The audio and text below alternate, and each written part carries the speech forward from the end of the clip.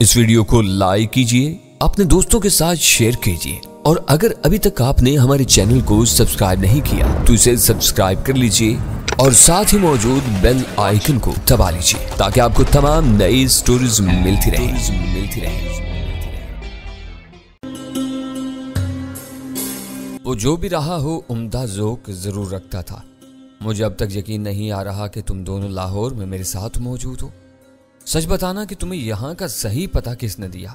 जहांगीर यहाँ आ तो सकते हैं मगर किसी को पता देना या लिखवाना उनके लिए नामुमकिन है। वो गजाला के पहलू में बैठते हुए हंस पड़ी। जहांगीर डफर आदमी है, मैंने कहना चाहा, लेकिन गजाला ने उसी लम्हे मेरी बात काट दी। आप मुतजाद बातें कह रहे हैं, वो बोली। कोई शख्स डफर हो सकता है या आदमी, ये दोनों मुतजाद सिफात किसी की जात में बैक वक्त जमा नहीं हो सकती। आप सोच समझ कर बताएं कि जहांगीर के बारे में क्या कहना चाह रहे हैं। अरे तुम दोनों क्यों मेरे मियाँ के पीछे पड़े हुए हो? इन्होंने तुम्हारा क्या बिगाड़ा है? सलमा ने एहतिजाज किया। वो हमारे पहुंचने की वजह से जोश और हिजान में मुब्तला हो चुकी थी और खुद ही मौजू से बहक रही थी, मगर मैं जानता था कि उसे अपनी आमद के बारे में कोई मरबूत कहानी सुनाए बगैर हम आगे गुफ्तगू नहीं कर सकेंगे। इस वक्त मुझे सलमा से दिलचस्पी नहीं थी। हम चौधरी अजमत की तलाश में वहां पहुंचे थे और मेरे दिल में बहुत शिद्दत से यह तजस्सुस पैदा हो चुका था कि सलमा और चौधरी अजमत के दरमियान हकीकी रिश्ता दरियाफ्त कर सकूं। मुझे इब्तिदा ही से मालूम था कि जहांगीर की ससुराल लाहौर में है। उसने कराची एयरपोर्ट पर मुझे बताया कि सलमा अपने मेके जा रही थी। मैं कई मौके पर जहांगीर की जुबान से उसके साले के बारे में गौसीले और तज़हीक अमेज कलमात सुन चुका था। ये और बात थी कि मैंने जहांगीर की शादी में शिरकत की थी, न कभी उसके किसी ससुराली रिश्तेदार से मिला था।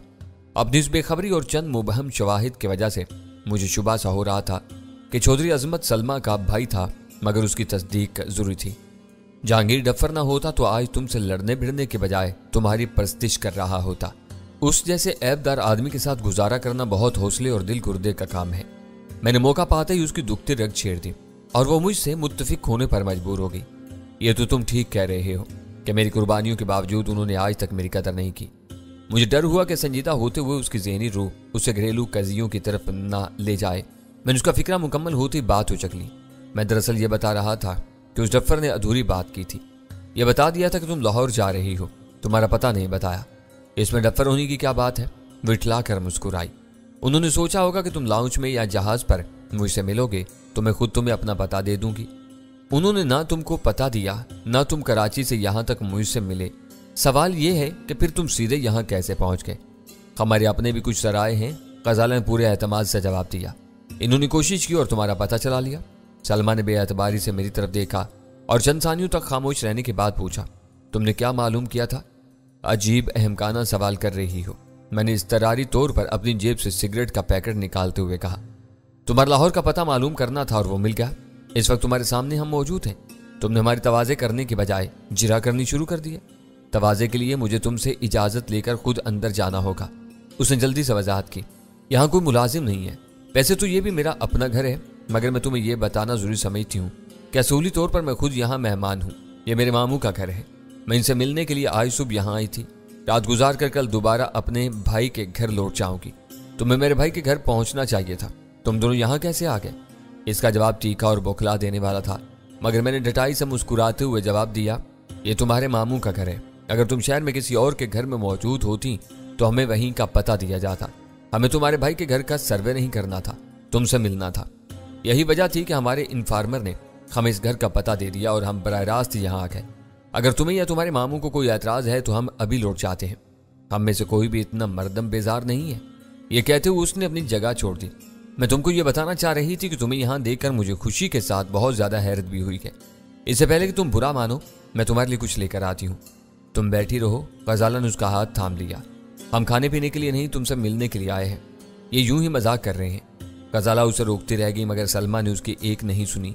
मेरे तमस्कुराना तंज से उसे अंदाजा हो गया था कि बातों में उलझकर वो मेज़बानी के रवायती आदाब को फरामोश कर बैठी थी। वो अंदर खुलने वाले दरवाजे पर लटकी हुई घंटी दार झालरों का तरन्नुम बखेरती गायब हो गई। बुरे फन से मैदान साफ होने पर गजाला ने सरगोशियाना लहजा में कहा, चौधरी अजमत तो सलमा का मामू निकला।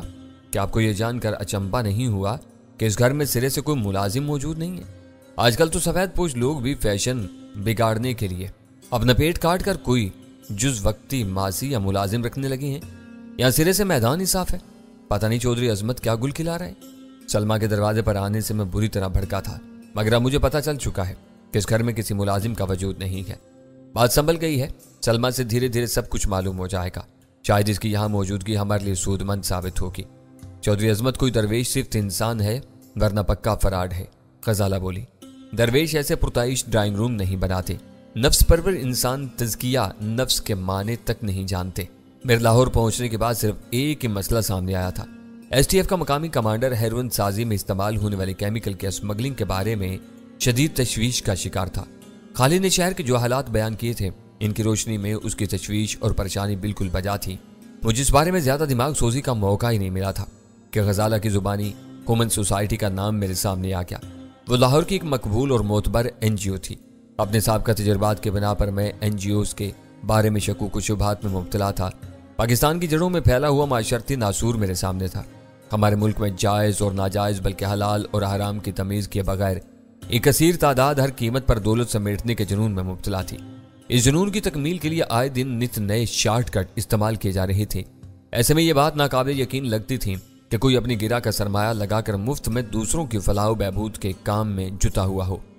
खालिद ने ह्यूमन सोसाइटी के रूह रवा के दावों पर मबनी लिटरेचर फराम किया जिसमें कोई बात काबिल गिरफ्त नहीं थी। महज इस बिना पर चौधरी अजमत को हदफ तनकीद नहीं बनाया जा सकता था कि वह अपने शहर और सूबे को छोड़कर मखसूस सरहदी इलाकों के रहने वालों के लिए फलाही और रफाही मंसूबे चला रहा था। वो तस्वीर का एक रुख था, मगर इस बारे में IB के जलाल ने जो मुबहम रवैया इख्तियार किया वो मेरे लिए मानी केस था। इसके अंदाज से साफ जाहिर था कि ह्यूमन सोसाइटी का रिकॉर्ड बेदाग नहीं था। किसी न किसी वजह से वो तंजीम IB वालों की नजरों में आई हुई थी। इन पर काम भी हो रहा था, मगर जलाल मुझे अपनी मालूमात में शरीक करने के लिए आमादा नहीं था। इसे अंदेशा था कि मैं लाहौर में इन चक्रों में उलझ गया तो मेरा भारत का मिशन इल्तवा में पड़ जाएगा। वो नकात मेरे तजस्सुस को हवा देने के लिए काफी थे। मैं खुद भी लाहौर में ज्यादा तवील कयाम का ख्वाह नहीं था। ह्यूमन सोसाइटी के बारे में दूर दूर से देखभाल करने के बजाय मैंने बराह रास्त चौधरी अजमत से मुलाकात करने और इसके बारे में जल्द अज जल्द किसी नतीजे पर पहुंचने का इरादा कर लिया। इसका नतीजा हमारे सामने था। यह बात तय थी कि चौधरी अजमत बहुत मालदार आदमी था। इसके घर में किसी मुलाजिम का ना होना हैरतनाक था। अपने घर के कामों के लिए बाहर के किसी आदमी पर एतमाद न करने का मतलब यह था कि इस घर में कोई न कोई ऐसी पुरस्कार सरगर्मी जारी थी जिसे दूसरों की नजरों से पोशीदा रखना जरूरी था। मैंने बहुत दिमाग दौड़ाया, मगर फौरी तौर पर ऐसी कोई बात नहीं सूझ सकी जिसे पोशीदा रखने के लिए चौधरी अजमत को इतने पापड़ बेलने पड़ते। ये समझना हमाकत का मुतरादिफ होता कि चौधरी अजमत जैसी असामी ने चंद हजार रुपयों का माहाना खर्च बचाने के लिए इस हद तक मुलाजमों से गुरेज किया हुआ हो कि उसके घर पर घंटी बजाने वालों के लिए अहले खाना को दरवाजे पर जाना पड़े। अब जिस किसी के बारे में बहुत ज्यादा सोचना शुरू कर देते हैं वो कहीं ना कहीं गिरफ्त में आ ही जाता है। गजाला कह रही थी। मुझे इल्जाम न दो, मैंने पुरतशवीश संजीदगी से कहा। मैं बिला वजह किसी का पीछा नहीं करता। ह्यूमन सोसाइटी एक NGO है। मैं ये नहीं कहता कि NGO गलत कामों में मुलव्विस है, मगर मैं आंखें बंद करके हर NGO पर एतबार नहीं कर सकता। इसी असूल की रोशनी में मुझे ह्यूमन सोसाइटी के बारे में सोचना पड़ा। बस अब चक्कर चल पड़ा है।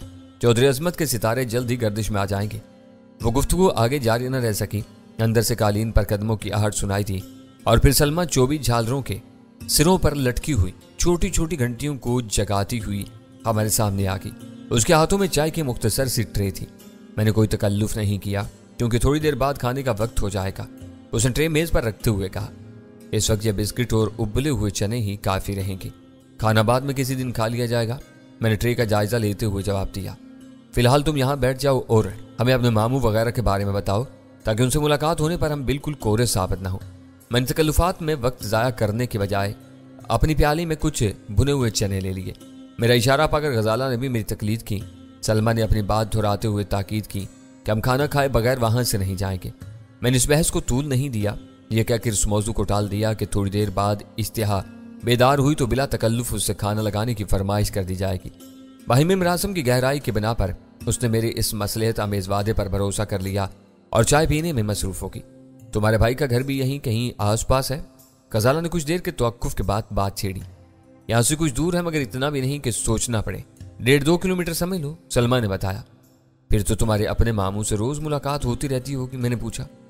ख्वाहिश के बावजूद ऐसा नहीं हो पाता। वो गहरा सांस लेकर बोली, मेरे मामू बहुत मसरूफ आदमी है। क्या वो इस वक्त घर पर मौजूद हैं? मैंने मोहतात लहजे में वो पहला नाजुक सवाल कर डाला। गए हुए हैं, बहुत जिंदा दिल मगर दर्दमंद आदमी है। कारोबार से फारिग होते हैं तो फलाही कामों में मसरूफ हो जाते हैं। इस वक्त भी ह्यूमन सोसाइटी के दफ्तर में बैठे होंगे। उनको दूसरों की खिदमत करने का ऐसा चस्का लगा है कि हमको उनसे शिकायत होने लगती है। ऐसा होना चाहिए, गजाला ने कहा। वो चौधरी हैं। हर चौधरी अपने गांव या बरादरी का सरदार या मुखिया होता है। इसे लोगों का ख्याल रखना होता है। पहले ऐसा होता होगा, अब तो ये एक बरादरी का नाम रह गया है जिसमें सब चौधरी कहलाते हैं मगर कोई किसी का चौधरी नहीं होता। पूरे खानदान में एक मामू अजमत ही ऐसे हैं जिनके दिल में सारे जहां का दर्द भरा हुआ है। आए दिन यहाँ से पेशावर और फिर खैबर तक दौड़ लगाते रहते हैं। बात ढब पर आ रही थी। मैंने पूछा, क्या उनका कारोबार खैबर तक फैला हुआ है? कारोबार लाहौर में है। वहां वो गरीबों के फलाह बहबूद के कुछ मंसूबे चला रहे हैं, सलमा ने बताया। क्यों, क्या लाहौर और पंजाब के सारे गरीब खुशहाल हो चुके हैं? मैंने अजराह तमस्कुर कह डाला। ये उन्हीं को मालूम होगा। लाहौर में भी उनकी ह्यूमन सोसाइटी का बहुत नाम है, मगर वो ज्यादा काम सूबा सरहद में करते हैं। शायद उसकी वजह यह हो कि वहां खाना जंगी से बर्बाद होकर आने वाले अफगान महाजरों की तादाद बहुत ज्यादा है। वो सख्त मौसम में खुले आसमान के नीचे पड़े रहते हैं। मैंने अंदाजा लगाया कि चौधरी अजमत की सरगर्मियों के बारे में सलमा की मालूमात सच्ची थी। इससे सिर्फ ये मालूम हो सकता था कि चौधरी अजमत के बारे में उसके घर और खानदान वाले क्या सोचते थे और उसके मामूलात क्या थे। ये ह्यूमन सोसाइटी क्या करती है? मैंने बिल्कुल अनजान बनकर सवाल किया। बता तो रही हूं कि ये कोई फलाही और रफाही तंजीम है। हैरत है कि तुम इसके बारे में कुछ नहीं जानते। हैरत जाहिर करने की जरूरत नहीं, तुम भूल रही हो कि हम कराची से आए हुए परदेसी हैं। लाहौर के बारे में तुम ही हमें कुछ बता सकती हो। वैसे ये ह्यूमन सोसाइटी माल बनाने वाली कोई एनजीओ तो नहीं है? मुझे नहीं मालूम कि एनजीओ क्या होती है। मेरे मामू माल नहीं बनाते, अपनी जेब से खर्च करते हैं। एनजीओ नॉन गवर्नमेंट ऑर्गेनाइजेशन या किसी भी गैर सरकारी तंजीम को कहते हैं जो थोड़े से मकामी चंदे और भारी गैर मुल्की इमदाद से चलाई जाती है। ये इंसानों की फलाह बहबूद, तालीम, सेहत, सफाई और तरबियत से लेकर परिंदों के बच्चों की देखभाल तक के लिए बनाई जा सकती है। तो मेरे मामू का मजाक उड़ा रहे हो? सलमा ने चौंक कर सवाल किया। तो बहुत खुशहाल और ईमानदार आदमी है, इन्हें ऐसी लूट मार की क्या जरूरत है?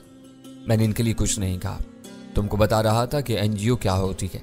इससे पहले तुमने ये भी कहा था कि अजमत मामू की ह्यूमन सोसाइटी एनजीओ हो सकती है। यह मैं मानता हूं, मैंने अपनी गलती का एतराफ किया। यह बात मेरे ज़हन से निकल गई थी कि पहले मैंने क्या कहा था। दरअसल पाकिस्तान में एनजीओज को एक तहरीक के तौर पर फैलाया जा रहा है। यह सिलसिला इस कदर पुरकशिश और तरगीब आमेज है कि सूझबूझ रखने वाले पढ़े लिखे और चालाक लोग तेजी से इस जाल में फंस रहे हैं। कुछ इदारे वाकई काम कर रहे हैं मगर बेशतर का सारा जोर पैसा कमाने पर है। मैं मामू से जरूर पूछूंगी मगर मुझे यकीन है कि वो ऐसा नहीं कर सकते। लोग इनकी इज्जत करते हैं। क्या तुम्हें यह बात अजीब नहीं लगती कि तुम्हारे अजमत मामू ने अपने घर में कोई मुलाजिम नहीं रखा? मैंने कदर तवक्कुफ के बाद पूछा। पहले इस घर में भी नौकर चाकर होते थे, बाद में मामू ने इनकी छुट्टी कर दी। इनका नजरिया है कि इंसान को अपने काम खुद करने चाहिए। यह ज्यादती है कि पैसे के बल पर दूसरे इंसानों को अपना गुलाम बनाकर रखा जाए। जो काम मुलाजिम करते हैं वो खुद भी किए जा सकते हैं। अछूता ख्याल है, इस गरीबों को भी यारो मददगार और बेरोजगार किया जा सकता है। यह नजरिया कुदरत के असूलों के खिलाफ है। खुदा चाहता तो हर शख्स को यकसा अमीर या गरीब बना सकता था। इंसानों में आमदनी और वसाइल की कोई तफरीक न होती।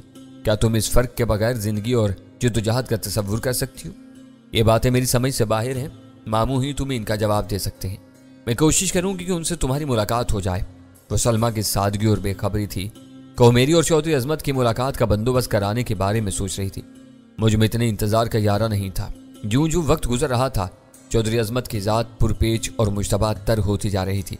मेरी ख्वाहिश थी कि इससे जल्द अज जल्द मेरा सामना हो सके ताकि कुछ हकायक सामने आ सके। सलमा की इसके घर में मौजूदगी और फिर उन दोनों की करीबी रिश्तेदारी ने मेरे लिए एक बड़ी मुश्किल पैदा कर दी थी जिसका कोई आसान हल नजर नहीं आ रहा था। मैं लाहौर के होटल में मजर खान के नाम से ठहरा हुआ था। मैं चौधरी अजमत से किसी और फर्जी नाम से मुलाकात करने का इरादा लेकर आया था। गनीमत यह था कि वो अपने घर पर मौजूद नहीं था, वरना सलमा हम दोनों का तारुफ कराती तो इसकी जुबान से मेरा असल नाम सुनकर चौंक सकता था। इस वक्त तक ऐसा कोई ठोस सबूत सामने नहीं आया था कि चौधरी अजमत को मुजरिम या कम अज कम मुलजिम ही करार दिया जा सके। लेकिन मैं फिजा में खतरे की बू सूंघ रहा था। अगर वो गैर कानूनी कामों में मुलव्विस था तो इस बात का कभी इम्कान था कि वो मेरे नाम और किरदार से वाकिफ रहा हो। जो ही उसे ये मालूम होता कि मेरा नाम डैनी है वो चौकन्ना हो जाता। उससे मुलाकात न होने की वजह से यह खतरा टल चुका था कि वो मेरे नाम के साथ मेरी शक्ल सूरत से भी वाकिफ हो जाए। लेकिन दूसरा खतरा बदस्तूर मौजूद था। सलमा उसके घर मेहमान थी। हमने उससे अचानक सामना होने पर यह उज़र पेश किया था कि हम उसी को ढूंढते हुए वहां तक पहुंचे थे। सलमा का मिजाज मेरे लिए जाना बूझा था। इसके लिए यह फख्र की बात थी कि हमने महज अपनी कोशिशों से लाहौर में उसके मामू के घर का पता चला लिया था और फिर उससे मिलने के लिए पहुंच गए थे। अपने मामू से मुलाकात होने पर वो मजे लेकर उसे बताती कि किस तरह हम उस तक पहुंचे थे। اپنی بھانجی کی زبان سے میرا نام سن کر چودھری عظمت کے کان کھڑے ہو جاتے۔ اسے احساس ہو جاتا کہ وہ کہانی بے بنیاد تھی، اصل میں اس کی راہ پر لگ چکا تھا۔ اس کا یوں ہوشیار ہونا میرے حق میں نہ جاتا۔ میرے دل میں آئی کہ اس بارے میں سلمیٰ سے بات کروں، گھما پھرا کر اسے آمادہ کرنے کی کوشش کروں کہ وہ اپنے ماموں سے میرے نام کا ذکر نہ کرے۔ وہ ایک مہمان جوڑے کی آمد کا واقعہ نہیں چھپا سکتی تھی۔ وہ بات گول کرتی تو چودھری عظمت کے دوسرے اہل خانہ اسے آگاہ کر دیتے۔ سلمیٰ چاہتی تو یہ ضرور کر سکتی تھی کہ اپنے ماموں سے میرا نام چھپا لیتی اور مجھے اس کے خلاف خاموشی سے کام کرنے کا موقع مل جاتا۔ چودھری عظمت سلمیٰ کا سگا اور اکلوتا ماموں تھا، جبکہ میری اور سلمیٰ کے درمیان کوئی مضبوط رشتہ نہیں تھا۔ جہانگیر کی زیادتیوں سے دل برداشتہ ہو کر اس نے کئی بار مجھ سے دوستی بڑھانے کے لیے پیش رفت کی، مگر میں نے ہر بار سردمہری اور رکھائی سے کام لیتے ہوئے اپنا دامن صاف بچا لیا۔ وہ میرے لیے اپنے دل میں نرم گوشہ ضرور رکھتی تھی، مگر میرے رویے سے ہمیشہ شاکی رہتی تھی۔ میری کسی بھی کمزور خواہش پر وہ میری نیت کے بارے میں بدگمان ہو سکتی تھی۔ ایک بار اسے شبہ ہو جاتا کہ میں کسی وجہ سے اس کے ماموں کے پیچھے لگا ہوا ہوں تو وہ چودھری عظمت سے مل کر میرے لیے سنگین مسائل کھڑے کر سکتی تھی۔ اسے اعتماد میں لینے کی صرف ایک ہی صورت تھی کہ اس کی تھوڑی سی ناز برداری کی جاتی، جھوٹی سچی تعریف و توصیف کی جاتی، اور جب اس کی عقل اس شہر میں گرفتار ہو جاتی تو رسانیت سے اسے چودھری عظمت سے تھوڑی سی غلط بیانی پر آمادہ کر لیا جاتا۔ مگر غزالہ کی موجودگی میں اس تدبیر پر عمل کرنا کسی بھی طرح ممکن نہیں تھا۔ مجھے وہ چند روز کا کھیل نظر آ رہا تھا۔ چودھری عظمت کی پوزیشن صاف ہو جاتی یا وہ اپنے کیفر کردار کو پہنچ جاتا۔ پہلی صورت میں کچھ بھی نہ ہوتا، دوسری صورت میں سلمیٰ کو مجھ سے شدید شکوہ ہوتا کہ میں نے اسے کچھ بتائے بغیر اس کے ماموں کی ذلت اور رسوائی کا سامان پیدا کر دیا۔ جہانگیر اور سلمیٰ سے میرے گہرے مراسم کی بنا پر وہ صورتحال بہت تلخ اور تکلیف دہ ضرور ہوتی، مگر ناگزیر ہوتی۔ میں کسی مجرم کو محض اس بنا پر نظر انداز نہیں کر سکتا تھا کہ وہ میرے عزیز ترین جگری دوست کا کوئی رشتہ دار تھا۔ وقت گزرنے کے ساتھ ساتھ میں جہانگیر کو منا سکتا تھا، مگر سلمیٰ کے بارے میں یقین سے کوئی قیاس نہیں کیا جا سکتا تھا۔ باتوں باتوں میں سلمیٰ بتا چکی تھی کہ ہیومن سوسائٹی کے کاموں میں اپنی گہری دلچسپی کی بنا پر چودھری عظمت عام طور پر دیر سے گھر آتا تھا۔ ہم بے فکری سے کچھ دیر وہاں بیٹھے اس سے باتیں کرتے رہے۔ میری کوشش تھی کہ اس سے اس کے ماموں کے بارے میں بہت کچھ معلوم کر سکوں، لیکن چودھری عظمت کے بارے میں وہ خود بھی زیادہ نہیں جانتی تھی۔ اس نے ہمیں اپنے بھائی کے گھر کا پتہ اور فون نمبر نوٹ کرایا، اصرار کیا کہ ہم وہیں منتقل ہو جائیں، مگر میں نے اس کی پیشکش سختی سے رد کر دی۔ غنیمت ہوا کہ یہ بات اس کی سمجھ میں آ گئی کہ شادی کے بعد ہر لڑکی اپنے گھر بار کی مالک بن کر اپنے میکے والوں کے لیے صرف ایک پسندیدہ مہمان بن کر رہ جاتی ہے۔ جب وہ اپنے بھائی کے گھر میں مہمان تھی تو یہ کسی بھی طرح مناسب نہیں تھا کہ وہ اپنے مہمان کو بھی وہاں رہنے پر مجبور کرے۔ سلمیٰ ہم سے جتنی بھی مانوس رہی ہو، اس کے بھائی اور اس کے اہل خانہ کے لیے ہم اجنبی تھے۔ وہ لوگ اپنی نجی زندگی اور گھریلو ماحول میں دو غیر متعلق افراد کی شمولیت کو کبھی پسند نہیں کر سکتے تھے۔ سلمیٰ ہماری قیام گاہ کے بارے میں جاننے کے لیے بے چین تھی۔ 2-3 مرتبہ میں نے اس کا سوال نظر انداز کر دیا، لیکن جب وہ مصر ہونے لگی تو میں نے ہوٹل کا نام لینے کے بجائے کہہ ڈالا کہ ہم لاہور میں کچھ ایسے لوگوں کے مہمان تھے جو اپنے ناموں اور ٹھکانوں کو بہت سختی سے پوشیدہ رکھتے ہیں۔ وہ ہماری سرگرمیوں کے بارے میں تھوڑا بہت ادراک رکھتی تھیں۔ اس مسکت جواب کے بعد اس نے اس موضوع پر کوئی سوال نہیں کیا۔ سلمیٰ کی دلجوئی کے لیے ہم نے چائے سے پہلے چنے کھا لیے تھے، پھر چائے نوشی کے دوران میں بسکٹ وغیرہ بھی کھاتے رہے۔ یوں وہ توازی اتنی بھرپور ہو گئی تھی کہ اس کے فوری بعد کھانا کھانے کی کوئی گنجائش نہیں تھی۔ سلمیٰ ہمارے ساتھ مزید وقت گزارنے کی خواہاں تھی، مگر ہم دوبارہ ملنے کا وعدہ کر کے وہاں سے اٹھ گئے۔ سلمیٰ نے باہر آ کر گرم جوشی سے ہمیں رخصت کیا۔ اسے دیکھ کر خالد نے ایک سعادت مند ڈرائیور کا رویہ اپنا لیا تھا۔ یہ کوشش بری طرح ناکام ہوئی ہے۔ گاڑی روانہ ہونے کے بعد میں نے خالد کو بتایا، چودھری عظمت میرے ایک دوست کا ماموں سوسر نکلا، اس وقت وہ گھر پر نہیں تھا، گاڑی کا رخ سمن آباد کی طرف کر دو۔ خالد کے لیے وہ اطلاع حیران کن تھی۔ اس کے ذہن میں سوالات کا اوپر نکتی فطری تھا۔ اسے سمن آباد کے بارے میں کچھ کہے بغیر ہماری ناکام مہم کے بارے میں سوال کرنے شروع کر دیے۔ میں اسے جواب دیتا رہا اور گاڑی لاہور کی سڑکوں پر سفر کرتی رہی۔ اپنے ہوٹل سے ماڈل ٹاؤن میں چودھری عظمت کی رہائش گاہ تک پہنچنے کے لیے خالد نے شاہراہ قائد اعظم یا پرانے مال روڈ سے کنال بینک روڈ کا راستہ اختیار کیا تھا، جو اپنے فطری حسن اور کشادہ گرد و پیش کی وجہ سے لاہور کی خوبصورت ترین سڑک کہی جا سکتی ہے۔ اس سڑک پر نہر کے کنارے کنارے سفر کرنے کے بعد ہم بائیں طرف مڑے تھے، لیکن سمن آباد پہنچنے کے لیے خالد نے کوئی اور راستہ اختیار کیا تھا، کیونکہ اس کی سمت ہوٹل سے بہت مختلف تھی۔ سمن آباد لاہور کی متوسط درجے کی ایک ستھری آبادی ہے۔ اس کے ایک حصے میں 2 منزلہ عمارت پر وومن سوسائٹی کا بڑا سا بورڈ آویزہ تھا۔ وہ عمارت خاصی شاندار تھی۔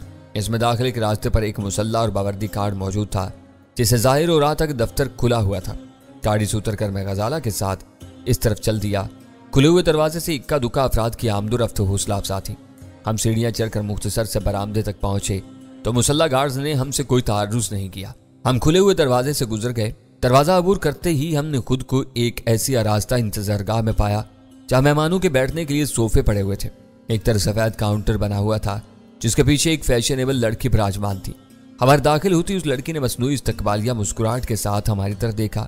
مجھے اس لڑکی کی موجودگی پر حیرت ہوئی۔ جو دفاتر رات کو دیر تک کھلے رہتے ہیں وہاں کام کرنے والی لڑکیوں کو مقررہ وقت پر چھٹی دے دی جاتی ہے اور متبادل سے کام چلا لیا جاتا ہے، مگر اس کے بشرے پر تکان کے کوئی آثار نہیں تھے۔